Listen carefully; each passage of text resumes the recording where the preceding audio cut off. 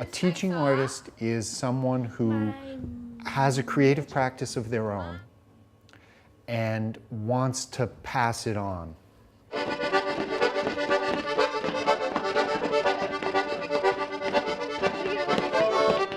We have hundreds of teaching artists in New England doing all kinds of things in all kinds of places. The dance is about atomic structure.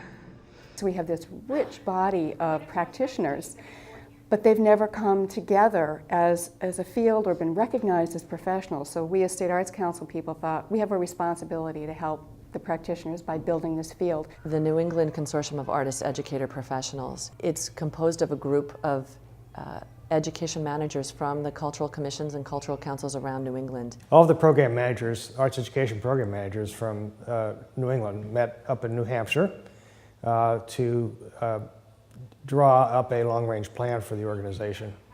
And we came out of there with the conclusion that we needed to provide more effective services to teaching artists. The structure of NECAP is that it's the 6 New England state arts agencies, and the education directors of the state arts agencies are part of that steering committee, along with teaching artists from the New England region, along with other organizations like Lesley University that specialize in teaching artists, and VSA Arts, so that we make sure that we're always thinking about accessibility.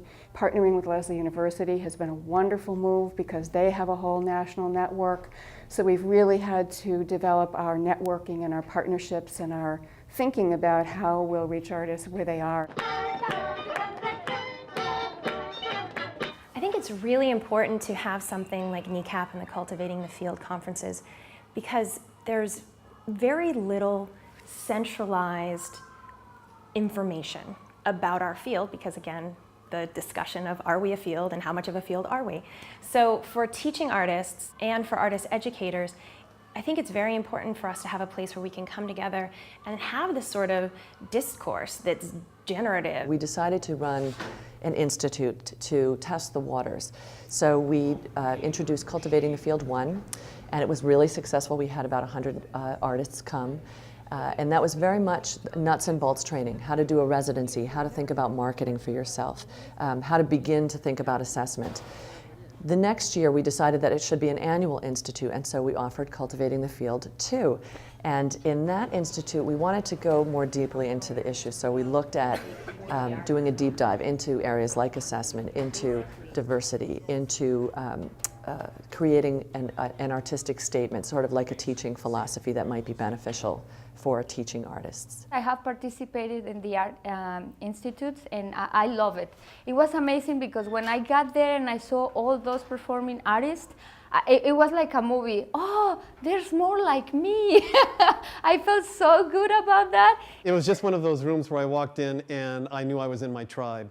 We're already training our faculty to really connect with standards, understand school culture. They're already working in schools, but when they come in, we know that they have strong skills as artists, but often need a little additional support in terms of assessment, classroom management, working with a variety of communities. The benefits of having teacher artists in the classroom is because they work side by side with teachers while the teachers are receiving professional development. They develop a lesson, they develop a purpose, they decide on a purpose for a lesson, and they go and practice it together. Whether it is that the artist models the lesson first, or whether it is that the teachers develop the lesson with the artist and the artist is there to support them. But it is a very important and deep way for the teachers to learn new strategies and get immediate feedback of how things are going. A lot of the things that are models for us, that are rocks for us, that people of our generation grew up with, aren't going to work in 20 years. I think the teaching artists are also a good antidote to the current state of reductionism in education, where everybody's teaching to the test and we're making kids into test takers, but not necessarily imaginative and creative thinkers. I am not an arts-based educator, so my background is in special education, and I know how valuable that art form is to understanding for them. So having the artist came in also was a chance for me to learn how to use these art forms to teach with the students, and made me feel a lot more comfortable. It is essential for the person who is bringing the arts to these kids to be very educated in not only their art form, but also in how to use it with children. The students in my classroom are very kinesthetic learners, so they love to move and they love to shake. So they did some welcoming games, and then they did a copycat game, which was a lot of fun.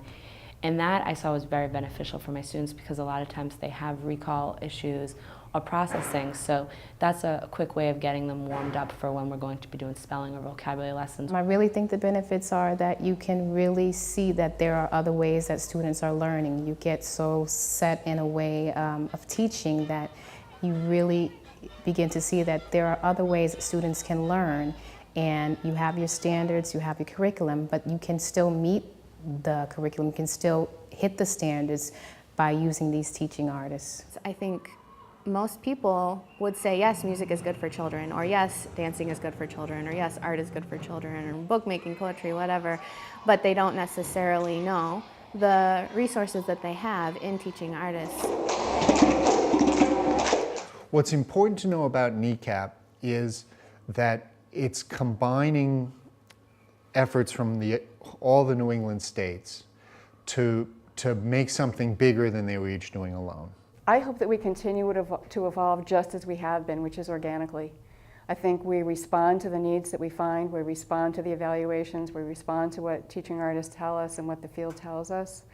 And I hope that we really allow it to just take shape, that we never get in the way of its growth, that we allow to have happen what needs to happen. One of the things that we've realized is that there are so many places that are doing wonderful work with and for teaching artists, and so part of the coalition that we've created through NECAP provides us the opportunity to really build on the expertise from each of our areas so that we can take the depth of what each of us has been doing individually and take it further. Imagine, dream, listen and soar, infinite ways to create and explore. Dance and move with balance and grace, whirling and swirling in your own time and space. Dance your way home, dance your way home, dance your way home.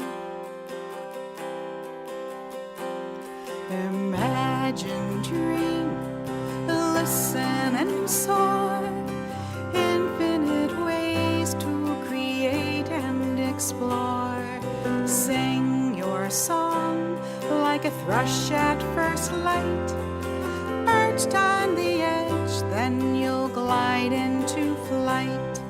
Sing your way home, sing your way home, sing your